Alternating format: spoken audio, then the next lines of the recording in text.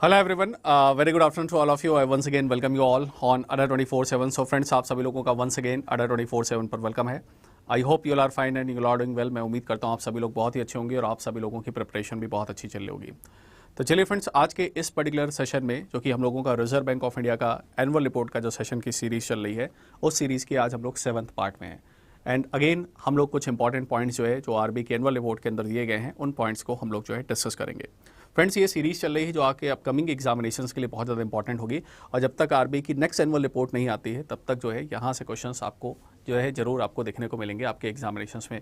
चाहे आप पर्टिकुलर किसी भी बैंकिंग एग्जामिनेशन की प्रिपरेशन करो, चाहे वो IBPS PO हो, क्लर्क हो, RRB PO RRB क्लर्क हो, या फिर आगे चल के आपको SBI जैसे एग्जामिनेशंस देखने को मिलेंगे, या अगर बैंक का कोई प्रमोशन एग्जामिनेशन है, ठीक है। तो सभी तरीके के एग्जामिनेशंस में एनुअल रिपोर्ट से जनरली क्वेश्चंस देखने को हमें मिलते हैं। और आरबीआई की एनुअल रिपोर्ट में पूरा 2023-24 दैट इज़ 1 अप्रैल 2023 से 31 मार्च 2024 तक जो भी इंपॉर्टेंट इवेंट्स हुए हैं, है ना, जो भी इंपॉर्टेंट पॉइंट्स हैं, वो सभी आरबीआई ने ऐड कर रखी हैं आरबीआई अपनी एनुअल रिपोर्ट में, ठीक है। तो चलिए फ्रेंड्स, डिस्कशन स्टार्ट करते हैं। इसके अलावा मैं आपके साथ जो है डेली डिस्कस करता हूँ banking and financial current affairs, है ना। तो डेली हम लोग करंट अफेयर डिस्कस करते हैं, जिसमें friends business standard, economic times and financial express newspaper में आपके साथ डेली डिस्कस करता हूँ। रात को 8 बजे ये सेशन होता है जिसमें business standard, economic times, financial express तीनों न्यूज़पेपर से जो इंपॉर्टेंट क्वेश्चंस या इंपॉर्टेंट जो न्यूज़ इवेंट्स होते हैं जो हमारे बैंकिंग एग्जामिनेशंस के लिए इंपॉर्टेंट हो सकते हैं, वो सारे मैं आपके साथ कवर अप करते हुए देखने को मिलता हूँ। तो आप मेरे साथ इस सेशन में भी जुड़ सकते हैं और ये सेशन होता है रात को डेली 8 बजे, ठीक है। और संडे को हम लोग क्या करते हैं, जो वीक में हम जो सारी न्यूज़ डिस्कस करते हैं उस पर हम लोग MCQ भी करते हैं, ठीक है। इसी के साथ चलिए डिस्कशन स्टार्ट करते हैं। अगर आपको लास्ट सेशन याद हो तो लास्ट सेशन में हम लोग फाइनेंशियल इंक्लूजन एंड डिजिटलाइजेशन के बारे में बात कर रहे थे। मैं सेशन स्टार्ट करने से पहले जो शुरुआत के 5-6 मिनट होते हैं उसमें जो लास्ट सेशन में हमने पढ़ा था उसको हम रिवाइज करते हैं, सो दैट कि आप चीज़ें जो है रिटेन कर सके अपने माइंड में।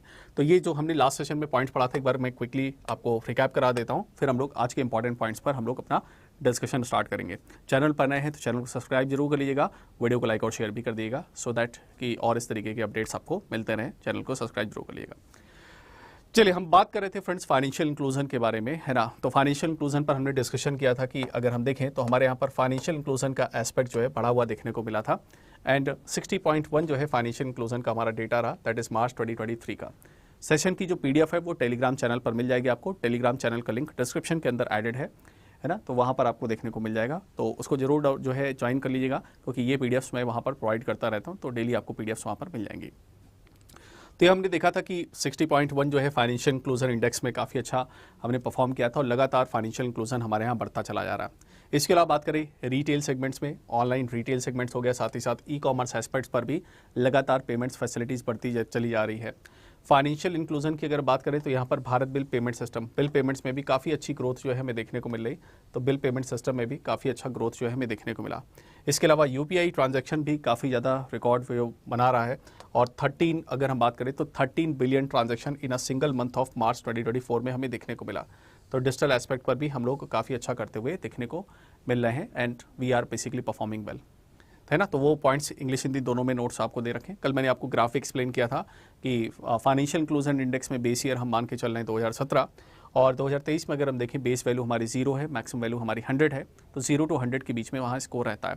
तो हमारा फाइनेंशियल इंक्लूजन में फ्रेंड्स स्कोर कितना है ध्यान रखिएगा। एज़ पर द लेटेस्ट अगर हम बात करें तो मार्च 2023 का जो हमारे पास डेटा है दैट इज़ 60.1 हमारा स्कोर है। 0 to 100 के बीच में स्कोर होता है। अगर हम 100 की तरफ बढ़ रहे हैं तो इसका मतलब फाइनेंशियल इंक्लूजन इंडेक्स जो है हमारे यहाँ पर फाइनेंशियल इंक्लूजन जो है बढ़ रहा है, पेमेंट पेनिट्रेशन जो है बढ़ रहा है। इसके अलावा बात करें इसमें हम एक्सेसिबिलिटी हो गया एंड साथ ही साथ यूजेस है एज वेल एज क्वालिटी, ये 3 इंपॉर्टेंट पैरामीटर देखने को हमें मिलता है। इसमें एक्सेसिबिलिटी की बात करें उसको हम 35% वेटेज देते हैं, है ना। यूजेस की बात करें तो उसको हम 45% वेटेज देते हैं एंड क्वालिटी को हम 20% का वेटेज देकर यहाँ पर हम इसका मेजरमेंट करते हैं, ठीक है। तो ये पॉइंट पर भी हमने डिस्कस किया था, है ना। उसके बाद अगर हम बात करें प्रायोरिटी सेक्टर लेंडिंग के बारे में, हमने फ्रेंड्स डिस्कस किया था कि बैंक्स अपने एडजस्टेड नेट बैंक क्रेडिट का आरबीआई टारगेट देता है, प्रायोरिटी सेक्टर लेंडिंग्स में बैंक्स को पैसा देना होता है। तो उसमें अगर हम बात करें तो हमारे टोटल शेड्यूल कमर्शियल बैंक्स का अगर हम देखें तो शेड्यूल कमर्शियल बैंक्स का यहाँ पर कहीं ना कहीं पेमेंट का परसेंटेज आपको बढ़ता हुआ देखने को मिलेगा और यहाँ पर शेड्यूल कमर्शियल बैंक्स ने एक अच्छा परफॉर्म किया। और 2023-2024 की अगर बात करें ऑलमोस्ट 59.1, यहाँ पर अगर हम देखें तो 59.1 यहाँ पर अगर हम बात करें तो 59.1 लाख करोड़ रुपीस जो है प्रायोरिटी सेक्टर लेंडिंग में दिए गए। परसेंटेज वाइज अगर बात करें तो बैंक का एडजस्टेड नेट बैंक क्रेडिट का ऑलमोस्ट 45.1% रहा।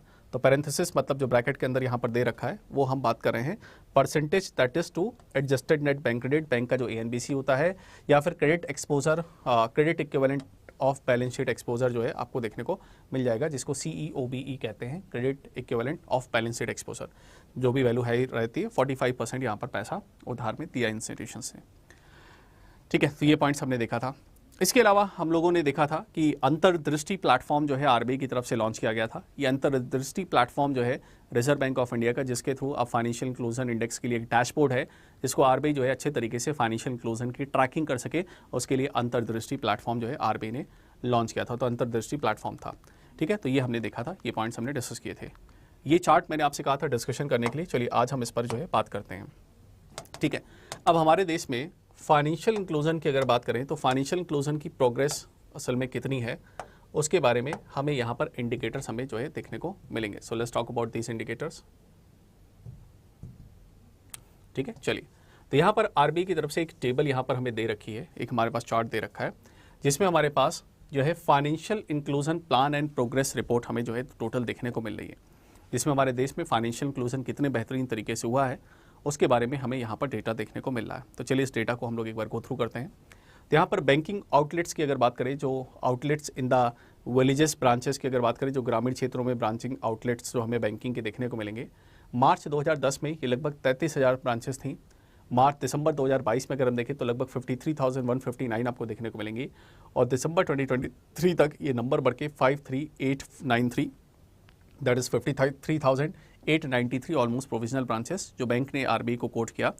तो ये इतनी ब्रांचेस का हमें नंबर देखने को मिल रहा है। तो कहीं ना कहीं ब्रांचेस जो है, नंबर ऑफ ब्रांचेस जो है आपको बढ़ते हुए आपको देखने को मिलेंगी। बैंकिंग आउटलेट्स की अगर बात करें, जो विलेज एरियाज़ में खुली हैं, जहाँ पर जो BCs हैं, जो बैंकिंग करस्पॉन्डेंट्स हैं, जो 2000 से ज़्यादा अगर हम पॉपुलेशन की अगर हम बात करें, हाँ 2000 से ज़्यादा, जो ये स्टार मार्क है, 2000 से ज़्यादा जहाँ विलेज की पॉपुलेशन है, वहाँ पर अगर हम लगभग देखें तो 8,390 आपको जो है देखने को मिल रहे थे पहले 2010 में। फिर वहाँ पर 13,83,569 ब्रांचेस आपको देखने को मिली। उसके बाद ये नंबर आपको 13,15,004 आपको देखने को मिलेगा बैंकिंग आउटलेट्स। तो बैंकिंग आउटलेट्स का अगर आप नंबर यहाँ पर देखें तो थोड़ा सा नंबर में आपको यहाँ पर रिडक्शन जो है देखने को मिल जाएगा, थोड़ा सा नंबर में रिडक्शन हुआ, बट स्टिल जो बैंकिंग करस्पॉन्डेंट है, जो बैंक मित्र है, बैंक मित्र क्या करते हैं, ये एजेंट्स की तरह काम करते हैं। जैसे फ्रेंड्स इंश्योरेंस के एजेंट्स होते हैं, वैसे बैंकों के बैंकिंग करस्पॉन्डेंट, जिनको BCs या फिर बैंक मित्र के नाम से जानते हैं, ये बैंकिंग फैसिलिटीज़ को rural areas, untapped areas, unbanked areas में पहुंचाने में क्या करते हैं, मदद करते हैं यहाँ पर बैंक्स की। ठीक है, तो ये आपको देखने को मिल जाएगा। ऐसे बैंकिंग आउटलेट्स जहाँ पर पॉपुलेशन जो है 2000 से कम है, वहाँ 2000 से ज़्यादा थी, यहाँ 2000 से कम है, तो उसमें ये सिनेरियो रहा। टोटल बैंकिंग आउटलेट्स की बात करें, टोटल बैंकिंग आउटलेट्स का नंबर 15,92,000 ये हमें देखने को मिला। तो बैंकिंग आउटलेट इन विलेजेस अगर हम टोटल ग्रैंड नंबर की बात करें तो लगभग 16,48,780 बैंकिंग आउटलेट्स जो है विलेजेस एरियाज़ में हमें देखने को मिलेंगे, जो बैंकिंग फैसिलिटीज़ कहीं ना कहीं प्रोवाइड कर रहे हैं। तो बाइफरकेटेड फॉर्म में नंबर नहीं, लेकिन आप टोटल नंबर एक थोड़ा सा माइंड में अपने रख सकते हैं। लगभग 16.5 लाख का फिगर है जो कि बैंकिंग आउटलेट्स हमें देखने को मिलते हैं। इसके अलावा बात करें अर्बन लोकेशन में जो बैंकिंग करस्पॉन्डेंट है, उनका नंबर है 3,58,167। BSBD अकाउंट्स है ना, BSBD अकाउंट क्या है friends, basic saving bank deposit account. जैसे आपने प्रधानमंत्री जनधन योजना का नाम सुना है, प्रधानमंत्री जनधन योजना में खाते खुलते हैं, वैसे ही हमारे पास BSBD अकाउंट्स भी हैं। अगस्त 2012 से basic saving bank deposit account की फैसिलिटीज़ आपको देखने को मिली। ये BSBD अकाउंट भी, ये भी जो है फाइनेंशियल इंक्लूजन को प्रमोट करने के लिए इस टाइप के भी अकाउंट की फैसिलिटी शुरू की गई। लेकिन BSBD अकाउंट्स में आपको कुछ रिस्ट्रिक्शन देखने को मिलता है। यहाँ हम अगर हम बात करें तो मैक्सिमम 50,000 रुपीज़ ही अपने अकाउंट में डिपॉजिट कर सकते हैं एट अ टाइम। मैक्सिमम 50,000 से ज़्यादा अकाउंट में पैसा नहीं हो सकता। और साल भर में अगर हम ट्रांजैक्शन की बात करें तो साल भर में 1 लाख रुपए से ज़्यादा हम ट्रांजैक्शन नहीं कर सकते हैं basic saving bank deposit account के अंदर। बहुत ही मिनिमम KYC के साथ, ईजी टर्म्स एंड कंडीशन के साथ BSBD खाते जो है वो खुल जाते हैं। तो basic saving bank deposit account generally खातों को उन जगहों पर हमने ओपन करवाया ज़्यादा जहाँ पर लोगों के पास बैंकिंग की फैसिलिटीज़ नहीं थी, या फिर weaker segment of the society थे, या समाज का lower segment of the society थी, जहाँ पर बैंकिंग की सुविधाएं नहीं थी। तो BSBD की अगर बात करें थ्रू द बैंक की ब्रांचेस के थ्रू कितने BSBD खाते खुले, लगभग यहाँ पर अगर नंबर देखना चाहें तो लगभग 2,780 जो है यहाँ पर ब्रांचेस के थ्रू बैंक अकाउंट खोले गए। पहले 600 थे, फिर 2704 हो गए, फिर 2780 आपको देखने को मिलेंगी। थ्रू द ब्रांचेस अमाउंट है ना, ब्रांचेस में अमाउंट की अगर बात करें तो यहाँ पर कितना अमाउंट जो है यहाँ पर इन अकाउंट्स में आया, तो लगभग 1,35,628 रुपये यहाँ अकाउंट्स में आया। बीसीज बैंकिंग करस्पॉन्डेंट बैंक मित्र ने कितने BSBDA खाते खोले, तो लगभग 4,274 खाते इन्होंने खोले। और अमाउंट की अगर बात करें, जो अमाउंट यहाँ पर आया 1,36,558 करोड़ रुपए लगभग अमाउंट जो है यहाँ पर आया। सॉरी, ये नंबर लाख में नहीं करोड़ में है, तो 1,35,628 करोड़ रुपए लगभग यहाँ पर आए। टोटल BSBDA का अगर हम नंबर देखें तो 7,053 नंबर आपको देखने को मिल जाएगा। और BSBDA अकाउंट के थ्रू जो अमाउंट टोटल आया लगभग 2,72,186 करोड़ आया। अब आपको दिमाग में ये याद रखना है, BSBDA का तो नंबर ठीक है, लेकिन आपको रफली ये भी याद रखना है भारत में प्रधानमंत्री जनधन योजना के थ्रू लगभग खाते कितने खोले गए। तो याद रखिएगा फ्रेंड्स, प्रधानमंत्री जनधन योजना के through almost 52 crore plus bank accounts देश भर में खुल चुके हैं। और फाइनेंशियल इंक्लूजन मिशन के लिए द जनधन योजना is a kind of a revolution, है ना। तो जनधन योजना के थ्रू सबसे ज़्यादा बैंक खाते खोलते हुए हमें जो है देखने को मिले। तो जनधन योजना के थ्रू बहुत सारे बैंक खाते खोले गए।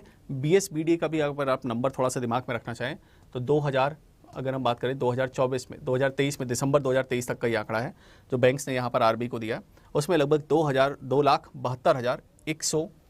7,000 लगभग अकाउंट्स खोले। टोटल नंबर अकाउंट्स खोले 7,000, जिनमें पैसा आया 2,72,186। तो BSBDA अकाउंट्स का नंबर आपको फिलहाल काफ़ी कम देखने को मिलेगा, 7,000 केवल BSBDA अकाउंट खोले।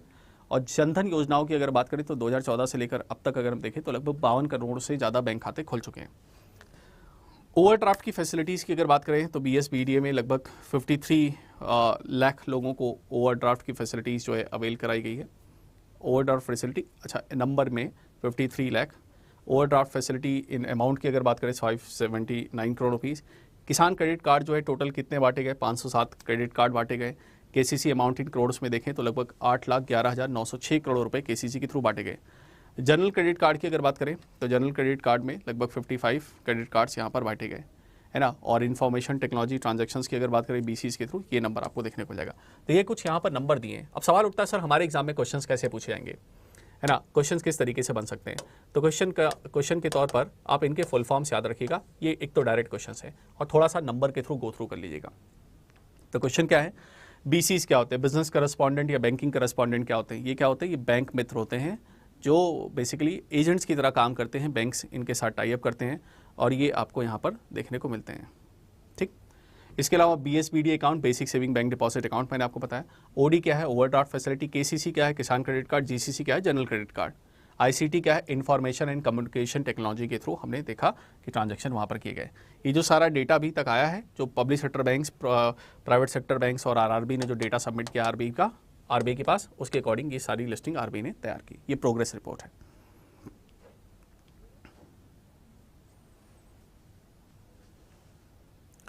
अभी हम गए थे अपना सेविंग बैंक अकाउंट। ये तो विवेक आपको कंसर्न बैंक ही ज़्यादा बेटर बता सकता है कि वो क्यों उन्होंने मना किया। For that I can't say anything, है ना। बट ये BSBDA अकाउंट जो हम खुला सकते हैं बेसिक KYC के साथ, ठीक है। चलिए, कन्वर्जन में हो सकता है प्रॉब्लम क्रिएट करें, बट नॉर्मली हम अकाउंट खुलवा सकते हैं। चलिए, तो फाइनेंशियल इंक्लूजन हमें देखने को मिला। हमने देखा अंतर्दृष्टि प्लेटफॉर्म जो है RBI ने लॉन्च किया था। अंतर्दृष्टि प्लेटफॉर्म के थ्रू एक डैशबोर्ड था जिसके थ्रू वो फाइनेंशियल इंक्लूजन की परफॉर्मेंस को क्या कर सकता था, ट्रैक कर सकता था, ठीक है। तो ये पॉइंट हमने अंतर्दृष्टि देखा था।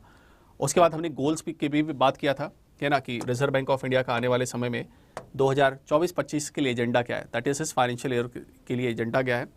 तो इस बार हम national strategy for financial inclusion NSFI भी तैयार करेंगे 2025-30 के लिए। उत्कर्ष 2.0 क्या है, RBI का मीडियम टर्म स्ट्रैटेजी फ्रेमवर्क है जो उत्कर्ष 2.0 जिसको हम कहते हैं। Review of priority sector lending की गाइडलाइंस इस बार रिव्यू हो सकती है। इसके अलावा हमने बात किया था कि लगभग 100% हम डिजिटल पेमेंट कवरेज प्रोवाइड करेंगे लगभग देश के 50% डिस्ट्रिक्ट्स के अंदर।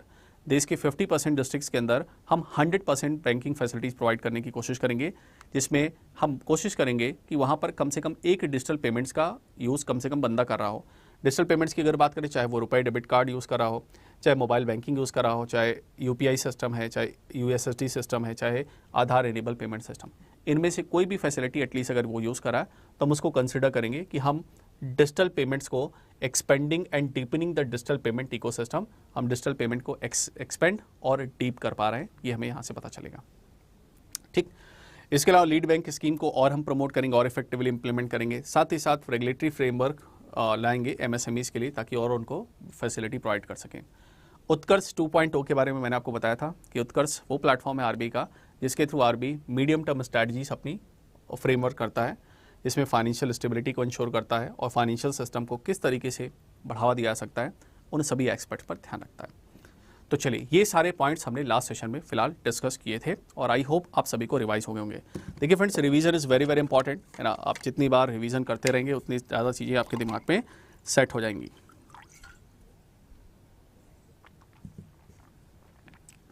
चलिए थोड़ा सा आगे बढ़ते हैं। अब हम बात करेंगे, आज का जो सेशन का डिस्कशन है वो बहुत इंपॉर्टेंट होने वाला है।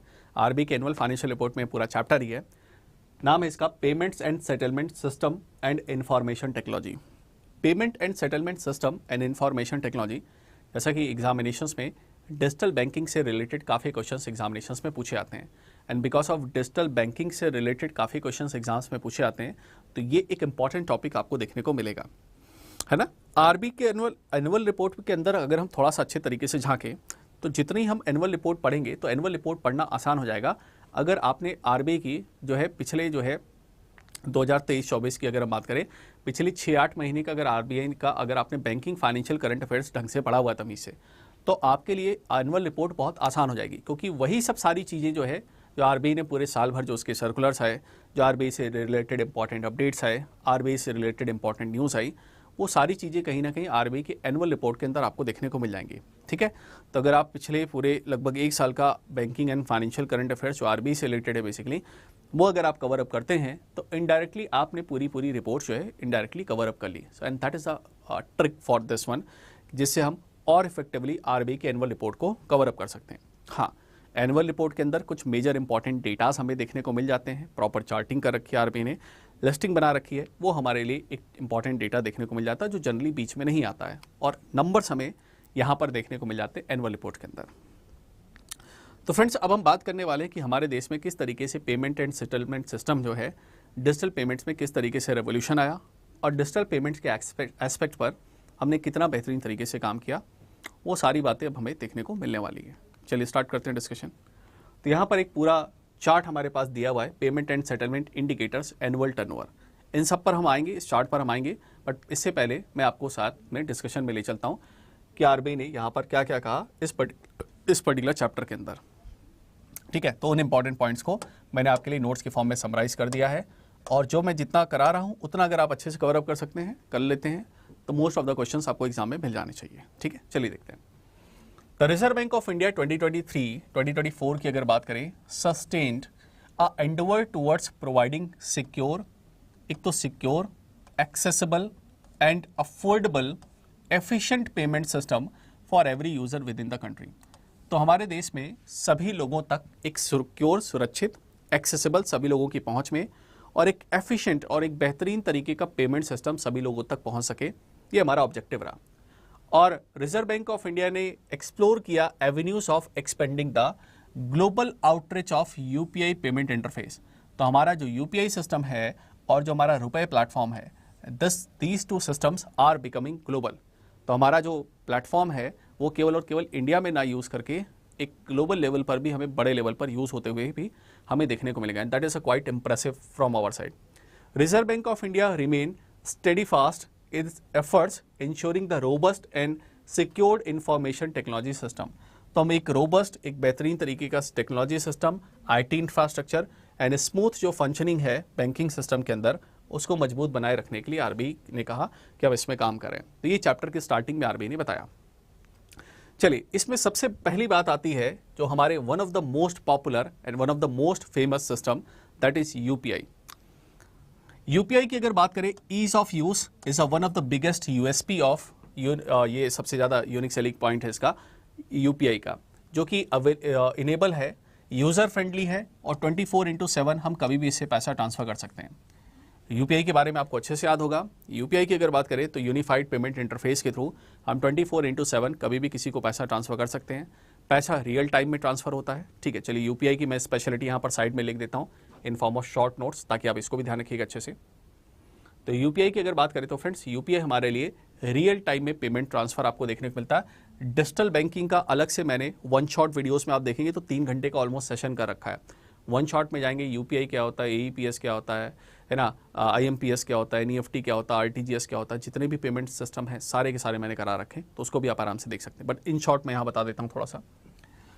यूपीआई के बारे में अगर बात करें तो यूपीआई जो है रियल टाइम, यहाँ पर आपको देखने को मिलता है real time fund transfer, FT मतलब फंड ट्रांसफ़र, तुरंत का तुरंत पैसा ट्रांसफ़र होता है।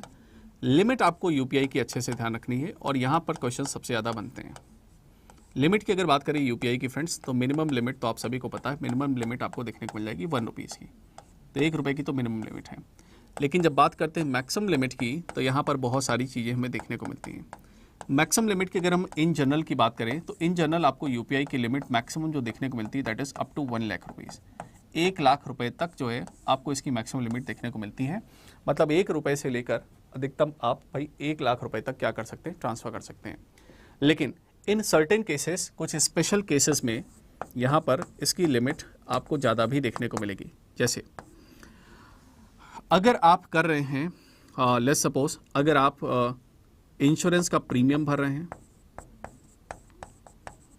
इंश्योरेंस का प्रीमियम पेमेंट कर रहे हैं, या फिर कोई मर्चेंट ट्रांजैक्शन कर रहा है मर्चेंट पेमेंट से, तो ऐसे केस में यूपीआई की लिमिट आपको देखने को मिलती है यहाँ पर अप टू 2 लाख रुपये। तो ऐसे केस में आपकी यूपीआई की लिमिट बढ़ के कितनी हो जाती है, 2 लाख रुपए। इसके अलावा अगर आप हॉस्पिटल या फिर एजुकेशन फीस, हॉस्पिटल या फिर एजुकेशन फ़ी के लिए आप पेमेंट करते हैं, या फिर आरबीआई का आरडीजी अकाउंट है, रिटेल डायरेक्ट गिल्ट अकाउंट, जिससे गवर्नमेंट सिक्योरिटीज़ में आप पैसा पेमेंट करते हैं, या फिर इसके साथ ही साथ आप आईपीओ में, शेयर बाज़ार में इनिशियल पब्लिक ऑफर में पैसे लगाते हैं, तो इन सब के लिए जो यूपीआई की लिमिट है that is up to 5 lakh rupees. ठीक है, तो ये आपको यूपीआई की इनहेंस लिमिट आपको देखने को मिलेगी, और ये क्वेश्चन एग्जाम में आए भी थे इस बार काफ़ी। ठीक है, और चूँकि आरबीआई की एनुअल रिपोर्ट में फिर से हमें देखने को मिला, so these can be asked. ठीक है, तो इनको थोड़ा सा ध्यान रख लीजिएगा। ठीक है, तो यूपीआई की स्पेशल केसेस में लिमिट कितनी हो गई भाई, 2 लाख रुपए हो गई, और वैसे अगर हम देखें तो generally up to 5 lakh rupees की आपको देखने को मिलती है। इन जनरल मिनिमम लिमिट 1 रुपये, मैक्सिमम लिमिट कितनी देखने को मिल जाएगी, अप टू 1 लाख रुपीज़ आपको यूपीआई की लिमिट देखने को मिल जाएगी। यूनिफाइड पेमेंट इंटरफेस, यूपीआई जो है वो आईएमपीएस जो है, यूपीआई की अगर बात करें तो यूपीआई जो है NPCI, national payments corporation of India के थ्रू लॉन्च किया गया प्लेटफॉर्म है, जो हमारे देश में डिजिटल पेमेंट्स के लिए प्रमोशन करता है, डिजिटल पेमेंट्स को प्रमोट करता है। और अगर हम बात करें तो यूपीआई जो है 2016 में लॉन्च किया गया था। ठीक, चलिए आगे बढ़ते हैं। तो ये यूपीआई के बारे में यहाँ पर आरबीआई की तरफ से बढ़िया तारीफ़ें हमें देखने को मिली। इसके अलावा आरबीआई ने एक और बातें कुछ कही। यूपीआई के अलावा मैंने आपको यूपीआई बेस्ड और बहुत सारे सिस्टम पढ़ाए थे, अगर आपको याद हो तो यहाँ पर आर्टिफिशियल इंटेलिजेंस पावर्ड इंट्रैक्शन आपको देखने को मिलेगा। अब यूपीआई केवल यूपीआई तक ही सीमित नहीं है, यूपीआई में आपको और भी बहुत सारी चीज़ें जो है हमें देखने को मिलती हैं, जो कि यूपीआई सिस्टम को बहुत ही बेहतरीन बनाती हैं, और यूपीआई सिस्टम को एक बहुत ही बेहतरीन सिस्टम बना के तैयार करती हैं। जैसे अगर आपको याद हो तो हम लोगों ने डिस्कशन किया था यूपीआई के कुछ स्पेशल फीचर्स, जैसे यूपीआई के कुछ स्पेशल फीचर्स की अगर हम बात करें, यूपीआई के कुछ स्पेशल फीचर्स की अगर हम बात करें, जैसे चलिए, जैसे अगर यूपीआई के स्पेशल फीचर्स की बात करें तो आपको देखने को मिलता है यूपीआई 123 पे, यूपीआई 123 पे is basically for offline payments. Offline payments, offline payments का मतलब अगर आपके पास फीचर्ड फ़ोन है, सिंपल कीपैड वाला फ़ोन है, तो उससे भी आप पैसा क्या कर सकते हैं, ट्रांसफ़र कर सकते हैं। इसमें हमारे पास 3 ऑप्शंस हमें मिल जाते हैं। एक तो हमें मिल जाता है आईवीआर सिस्टम के through, IVR system, interactive voice response, that is call करके आप पैसे ट्रांसफ़र कर सकते हैं। ठीक है, डायल करेंगे है ना, पेमेंट के लिए 1 दबाए, बैलेंस इंक्वायरी के लिए 2 दबाए, ऐसे करके आपको IVR, interactive voice response system के थ्रू। दूसरा आपको याद हो हमने पढ़ा था मिस्ड कॉल के थ्रू, तो मिस्ड कॉल के थ्रू भी आप पैसे ट्रांसफ़र कर पाएंगे, उसके लिए नंबर जारी किए गए हैं। इसके अलावा अगर हम बात करें OEM, ओरिजिनल इक्विपमेंट मैन्युफैक्चरर के थ्रू जो है आपके बेसिक फ़ोन में एक छोटा सा एप्लीकेशन रहेगा, उसके थ्रू आप जो है ट्रांसफ़र कर पाएंगे। इसके अलावा अगर आपको याद हो तो sound based technology, sound based system, sound based technology के थ्रू भी आप यूपीआई का सिस्टम यूज करके क्या कर पाएंगे, पैसे का ट्रांसफर कर पाएंगे। तो ये सारी चीजें हमारे पास थी। इसके अलावा अगर हम बात करें और क्या हमें इंपॉर्टेंट यहां पर देखने को मिलता है, इसके अलावा हमारे पास वॉइस बेस्ड कमांड है ना, हेलो यूपीआई। हेलो यूपीआई क्या है, ये वॉइस बेस्ड है ना, आर्टिफिशियल इंटेलिजेंस का यूज करके voice based, voice command based payment system है, voice command based payment system है, जिसमें आप हेलो यूपीआई बोलकर जो है अपने कुछ पैसे जो है ट्रांसफर कर सकते हैं। इसके अलावा यूपीआई लाइट फैसिलिटी, जिसमें आप जो है अपने वॉलेट में 2000 रुपये तक ऐड करके बिना कोई पिन डाले आप 500 रुपये तक ट्रांसफर कर सकते हैं, है ना। और अगर पिन एंटर करते हैं तो अप टू 2000 रुपीज़ तक यूपीआई वॉलेट का यूज़ करके आप पैसा ट्रांसफर कर सकते हैं, and that is very fast. ठीक है, तो स्लो कनेक्शन के लिए है ना, और जो है फास्ट जो है एक्सेसिबिलिटी के लिए UPI light is also very important. तो ये सब बातें यहाँ पर आरबीआई ने बताई हैं। ठीक है, तो यहाँ पर अगर हम देखें तो एआई पावर्ड इंट्रैक्शन है, user can talk to AI system to complete transaction, जिसको हम पेमेंट फैसिलिटी को कह रहे हैं हेलो यूपीआई। ठीक है, जिसमें आप यूपीआई के साथ वॉइस इंटरेक्ट होके जो है आप यहाँ पर ट्रांजेक्शन्स जो है फैसिलिटीज़ को क्या कर सकते हैं, इनेबल जो है कर सकते हैं। ठीक है, तो वो आपको देखने को मिलता है। इसके अलावा accessibility available on both the smartphone, तो मैंने आपको बताया कि ये फैसिलिटी एक बड़े लोगों के लिए, मतलब जिनके पास ठीक ठाक स्मार्टफोन है उनके लिए भी उपलब्ध है, और ऐसे लोग जिनके पास फीचर फ़ोन है, फीचर फ़ोन का मतलब बिल्कुल बेसिक मोबाइल फ़ोन है, उनके लिए भी ये फैसिलिटी अवेलेबल है। यहाँ पर एक question for the examination perspective याद रखिएगा कि यार ये जो फीचर फ़ोन है इनके लिए, ये जो हम ऑफलाइन पेमेंट करें इनके लिए यूपीआई की मैक्सिमम लिमिट कितनी है, तो मिनिमम लिमिट तो आपको याद रखना 1 ही रुपये है, मैक्सिमम लिमिट मैं लिख देता हूँ। जो फीचर फ़ोन के लिए मैक्सिमम लिमिट है वो है up to 5000 rupees, up to 5000 rupees. तो फीचर्ड फ़ोन के लिए भाई लिमिट कितनी है, याद रखिएगा, फीचर्ड फ़ोन के लिए लिमिट है 5000 रुपये। तो for the featured phone 5000 rupees तक की हमें लिमिट देखने को मिलेगी। तो फीचर्ड फ़ोन है, अगर आपका कीपैड वाला फ़ोन है तो 5000 रुपये तक की हमें लिमिट जो है देखने को मिलेगी। इनोवेशन एंड फीचर्स हमें देखने को मिल रहे हैं। ठीक है, चलिए आगे बढ़ते हैं नेक्स्ट वन। इसके अलावा हमने यूपीआई पर क्रेडिट की भी फैसिलिटी स्टार्ट की है ना, जिसको हम लोग कहते हैं यूपीआई है ना, UPI credit facility, UPI credit facility. UPI credit facility में है क्या, अगर आपके पास है, एक तो आप क्या कर सकते हैं, रुपए क्रेडिट कार्ड, रुपए क्रेडिट कार्ड को आप यूज कर सकते हैं। यू कैन यूज रुपए क्रेडिट कार्ड, रुपए credit card for UPI payment. अगर आपके पास रुपए क्रेडिट कार्ड है तो आप अपने रुपए क्रेडिट कार्ड को ऐड करके यूपीआई पेमेंट आप कर सकते हैं। एक तो ये आपको देखने को मिल जाता है। दूसरा, आपको आपकी प्रोफाइल के हिसाब से आप कितने ट्रांजैक्शन करते हैं, आपको आपके एप्लीकेशन पर यूपीआई की क्रेडिट लिमिट भी मिल जाएगी। मतलब आपको थोड़ा बहुत पैसा क्रेडिट लिमिट भी मिल जाएगी, है ना, वो भी आप यूज़ कर सकते हैं। इसको आप समझ सकते हैं ऐसे पोस्ट पेड की तरह, पोस्ट पेड है ना, जैसे आपको पेटीएम वगैरह में पोस्ट पेड देखने को मिलता है, पोस्ट पेड पेमेंट फैसिलिटी। तो ऐसे आप कितने जो है ट्रांजैक्शन करते हैं, आपके रिस्क प्रोफाइल के हिसाब से आपको यूपीआई की क्रेडिट लिमिट भी मिल जाएगी। तो प्री अप्रूव्ड क्रेडिट लिमिट भी मिल जाएगी, जिससे छोटे लोन हम बाकी सभी लोगों तक पहुंचा सकते हैं, और एक वाइड कवरेज हमारा होगा लोगों तक लोन की फैसिलिटी का।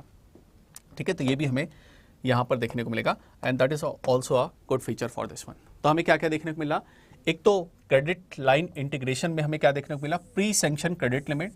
तो यूपीआई पर आपको यूपीआई क्रेडिट लिमिट मिल जाएगी, ये आपको देखने को मिलेगा। तो UPI now supports payment from pre approved bank credit line, जिसमें आपका बैंक जो है वो आपको प्री अप्रूव्ड लिमिट दे देगा, जिसको आप यूपीआई के थ्रू यूज़ कर पाएंगे। दूसरा, cost effective lower cost for credit and foster innovative product, है ना। तो आप क्रेडिट कार्ड को भी यूज़ करके यहाँ पर पेमेंट कर पाएंगे, और वो इस तरीके की ये इनोवेटिव प्रोडक्ट्स जो है आपको इंट्रोड्यूस करते हुए देखने को मिलेंगे। और हम बात करते हैं, UPI has become the leading transaction volume due to the continuous enhancement. और हमारे देश में सबसे ज़्यादा ऑलमोस्ट जो 80 से 90% जो पेमेंट्स आपको होते हुए देखने को मिलेंगे, वो सारे रिटेल पेमेंट्स यूपीआई के थ्रू हो रहे हैं।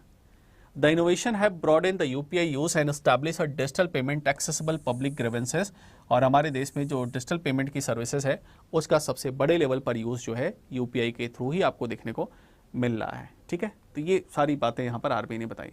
अभी मैं आपको एक नंबर पर भी ले चलूंगा, मैं दिखाऊंगा आपको यूपीआई के थ्रू ट्रांजैक्शन कितने हो रहे हैं, वो भी मैं अभी आपको दिखाऊंगा। बट यहाँ पर अभी इंपॉर्टेंट पॉइंट्स आरबीआई ने बताएं, उसको हम लोग डिस्कस कर लेते हैं। आरबीआई का एक TREDS सिस्टम है ना। TREDS सिस्टम बेसिकली क्या है, इसको हम लोग कहते हैं trade reversible electronic discounting system, जो कि MSMEs के लिए लॉन्च किया गया है। MSMEs के जो सेलर्स हैं उनके बाद जो ट्रेड की जो रिसिप्ट्स होती हैं उसको वो ऑनलाइन कैश करा सकते हैं। तो ये भी ऑनलाइन प्लेटफॉर्म है for the MSMEs। It enables discounting of invoices through the auction mechanism to promote realisation of trade receivables. और ये जो है यहाँ पर कैश में पैसा जो है आराम से ले सकते हैं, और इनके लिए ऑनलाइन प्लेटफॉर्म सिस्टम लॉन्च किया गया था, दैट इज TREDS सिस्टम, है ना, trade reversible trade receivables electronic discounting system. ठीक है, ये हमने देखने को मिला। तो ये चीज़ें जो है यहाँ पर आरबीआई ने लॉन्च की थी, है ना। इसके अलावा आरबीआई चाहता है कि हमारे देश में भाई अवेयरनेस, जागरूकता हम बड़े लेवल पर अच्छे से फैला सकें। तो जागरूकता बढ़ाने के लिए, अवेयरनेस कंडक्ट करने के लिए रिजर्व बैंक ऑफ इंडिया का एक इम्पॉर्टेंट प्लेटफॉर्म इन्होंने लॉन्च किया था, जिसका नाम है ई बात। आपसे क्वेश्चन एग्जाम में पूछा गया कि बेटा ये बताओ ई बात का फुल फॉर्म क्या होता है। बातचीत होती है ना, बात करते हैं, उसी से है ये बना फुल फॉर्म। इसका फुल फॉर्म है electronic banking awareness and training programme. Electronic banking awareness and training programmes, जिसमें आरबीआई जो है ट्रेनिंग्स वगैरह और लोगों में जागरूकता फैलाने के लिए इसमें काम करेगा। तो इस साल जो है आरबीआई ने लगभग 340 ई बात प्रोग्राम कंडक्ट किया पूरे देश भर में, जिसमें आरबीआई के रीजनल ऑफिसर्स ने हिस्सा लिया, रिजर्व बैंक ऑफ इंडिया के आरबीआई के रीजनल ऑफिसर्स ने। और ये जो यूसेस है इलेक्ट्रॉनिक पेमेंट सिस्टम को बढ़ावा देना, साथ ही साथ उसके फ़ायदे क्या हैं, किस तरीके से उसके लिए कंप्लेन कर सकते हैं, कोई दिक्कत होती, उन सभी को लोगों के बीच में एक्सप्लेन किया।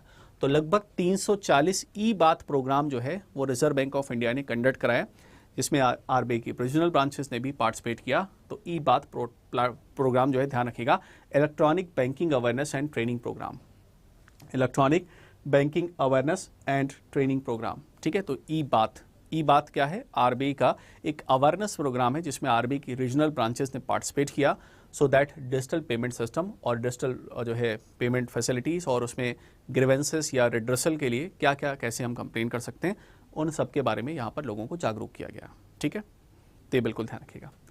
इसके अलावा एक और बेहतरीन सिस्टम जो है आरबीआई ने शुरू किया इस बार, जिसमें आरबीआई ने कहा अभी तक यूपीआई के थ्रू अगर हम मैंडेट लाते हैं, यूपीआई के थ्रू अगर हम मैंडेट लाते हैं, तो उस मैंडेट में अभी तक लिमिट थी 15,000 की, है ना, लिमिट थी 15,000 की, जिसमें बिना किसी प्रायर अप्रूवल के टू फैक्टर अथेंटिकेशन नहीं था, जिसमें 2 फैक्टर अथेंटिकेशन के बिना पैसे आपके अकाउंट से कट जाते थे। ई मैंडेट का मतलब ऑटोमेटिकली आपके अकाउंट से पैसे डिडक्ट हो जाना। तो जैसे मान लेते मेरे को म्यूचुअल फंड का SIP का पेमेंट करना है या इंश्योरेंस का प्रीमियम का पैसा कटना है, तो 15,000 रुपये तक तो है, तब तो कोई नहीं, तब तो अपने आप कट जाता था।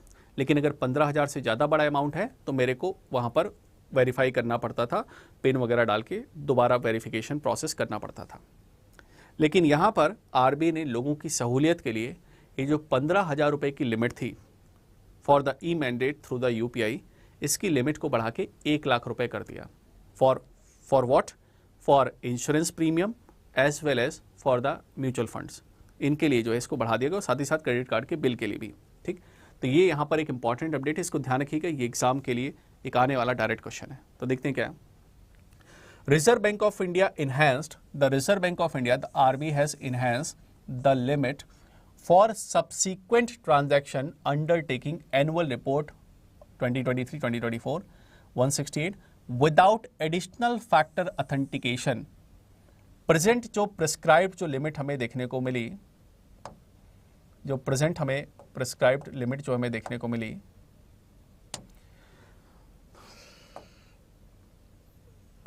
जो प्रेजेंट हमें प्रिस्क्राइब्ड लिमिट देखने को मिली, जो अभी तक लिमिट थी 15,000, तो from 15,000 it has increased to what? It is increase to 1 lakh per transaction.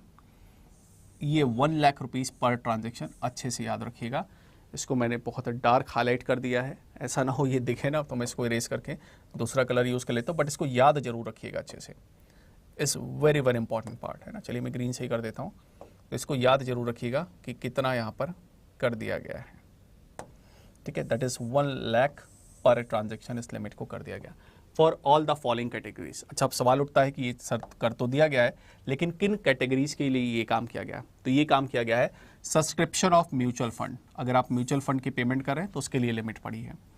Insurance premium, अगर आप इंश्योरेंस का प्रीमियम भर रहे हैं तो उसके बिल के लिए। इसके अलावा क्रेडिट कार्ड का अगर आप बिल पेमेंट कर रहे हैं तो उसके लिए। तो इन 3 चीज़ों के लिए लिमिट को 15,000 रुपये से बढ़ाकर 1 लाख रुपये कर दिया गया। अच्छा, 1 लाख साइकोलॉजिकली कैसे दिमाग में याद रख सकते हैं? यूपीआई की जनरल लिमिट यूपीआई की मैक्सिमम कितनी है? 1 लाख रुपये। तो यहाँ पर जो मैंडेट था उसके लिए जो सब्सिक्वेंट 2 फैक्टर ऑथेंटिकेशन की, जो एडिशनल फैक्टर ऑथेंटिकेशन की रिक्वायरमेंट होती थी, उस चीज़ को ख़त्म कर दिया गया और पहले जो है 15,000 रुपये तक की लिमिट थी जिसमें ऑथेंटिकेशन फैक्टर की रिक्वायरमेंट नहीं थी, उसको बढ़ा के 1 लाख कर दिया। तो अब 1 लाख तक के पेमेंट्स के लिए इसकी रिक्वायरमेंट नहीं होगी, ठीक है। आई होप सभी को क्लियर है। तो समझ में आ रहा है अच्छे से? तो एक बार बताइए फटाफट कमेंट सेक्शन में, हाँ सर क्लियर है, we are getting these points.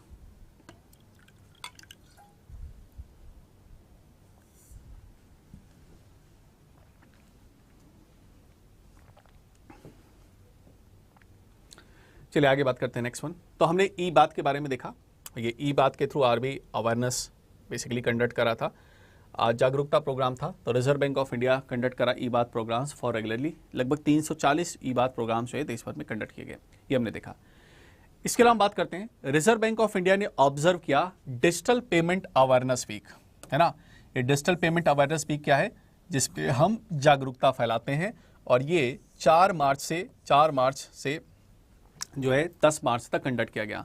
तो डिजिटल पेमेंट अवेयरनेस वीक, जिसमें डिजिटल पेमेंट्स के बारे में जागरूकता फैलाते हैं। इस बार की थीम क्या रही? थीम आपको दिमाग में बिल्कुल सेट कर लेनी है कि सर इस बार की थीम क्या रही। इस बार की थीम रही डिजिटल पेमेंट सुरक्षित payment, that is digital payment safe payment, या फिर हिंदी में डिजिटल पेमेंट सुरक्षित payment, under the mission her payment digital. तो आरबीआई का एक मिशन चल रहा है जिसमें देश में हम हर पेमेंट डिजिटल करना चाहते हैं और चाहते हैं देश में डिजिटल पेमेंट्स को बढ़ावा देना। तो इस बार का जो डिजिटल पेमेंट अवेयरनेस वीक रहा वो 4 से 10 तारीख तक सेलिब्रेट किया गया, और इसमें आरबीआई ने कहा कि डिजिटल पेमेंट सुरक्षित पेमेंट, ये हमारा इस बार का मिशन है। As a part of initiative, जिसमें किसने किसने हिस्सा लिया? आरबीआई की रीजनल ब्रांचेस ने हिस्सा लिया और बैंक ने भी यहाँ पर पार्टिसिपेशन किया। रीजनल लेवल पर कैंपेन जो है शुरू किए गए, जिसमें जो मार्केट्स हैं, जैसे वेजिटेबल मार्केट है ना, मार्केट में मंडी वगैरह है, पब्लिक ट्रांसपोर्ट है, इंफ्रास्ट्रक्चर, हर जगह ऑटो रिक्शा टैक्सी वालों को सबको प्रमोट किया गया कि आप जो है डिजिटल पेमेंट्स को यूज़ करिए ज़्यादा से ज़्यादा, और डिजिटल पेमेंट फैसिलिटीज़ को सब्सक्राइब करिए, है ना। तो डिजिटल पेमेंट ज़्यादा से ज़्यादा आप यूज़ करिए, सो दैट हम अपने देश में डिजिटल पेमेंट्स को बढ़ावा दे सकें, है ना। तो ये यहाँ पर हमें क्लस्टर हमें देखने को मिला, हर पेमेंट डिजिटल। अब हमारे देश में फ्रेंड्स, हम डिजिटल पेमेंट को मेज़र करने के लिए हमारे देश में हमने डिजिटल पेमेंट इंडेक्स भी लॉन्च कर रखा है। और याद हो अगर आपको, प्रीवियस सेशंस में मैंने डिजिटल पेमेंट इंडेक्स के बारे में आपको बताया भी था। डिजिटल पेमेंट इंडेक्स जो है हमारी, जो इसकी बेस वैल्यू मानी गई थी 2018 बेस ईयर, और इसकी बेस वैल्यू मानी गई थी 100, और हम मार्च सितंबर में डेटा लॉन्च करते हैं, ठीक। तो अगर हम देखें मार्च 2019 में हमारा डिजिटल पेमेंट में स्कोर था कितना? 153.5। ये क्या दिखाता है? डिजिटल पेमेंट इंडेक्स हमें ये दिखाता है कि देश में डिजिटल पेमेंट पेनिट्रेशन कितना ज़्यादा बढ़ा है और कितना ज़्यादा तेज़ी से हम डिजिटल पेमेंट्स को बढ़ावा दे पा रहे हैं। और अगर आप इसको देखें तो ये लगातार बढ़ता हुआ आपको देखने को मिलेगा, and it is continuously increasing, मतलब हमारे देश में डिजिटल पेमेंट्स लगातार बढ़ता हुआ आपको देखने को मिलेगा। और जो लेटेस्ट डेटा अभी फिलहाल हमारे पास अवेलेबल है सितंबर 2023 का, उसमें 418 स्कोर रहा। तो that is clearly indicating that कि हमारा जो डिजिटल पेमेंट इंडेक्स है that is continuously rising. So digital payment index में आपको कंटिन्यूस एक जंप आपको देखने को मिल रहा है, और डिजिटल पेमेंट्स देश के अंदर लगातार बढ़ता चला जा रहा है। आपको दिखाता हूँ, हमने इस पॉइंट को डिस्कस किया था, मैंने आपके साथ डिस्कस किया था कि डिजिटल पेमेंट इंडेक्स क्या होता है, payment infrastructure, demand side, supply side, ये प्रीवियस पार्ट्स में मैंने कवर अप कर रखा है। डिजिटल पेमेंट इंडेक्स कैसे निकाला जाता है, ये सब कुछ मैंने पिछले सेशन में बताया है ना, और हम लोगों ने इस पर जो है डिस्कशन भी किया था, ठीक है। तो ये सारा पॉइंट हमने पढ़ रखा है। है ना। तो अगर आपने नहीं उसको कवर अप कर रखा हो तो उसको जरूर देखिएगा, ठीक है। तो डिजिटल पेमेंट इंडेक्स के बारे में ऑलरेडी बता रखा है, ठीक। तो ये वहाँ पर बताएगी पॉइंट्स।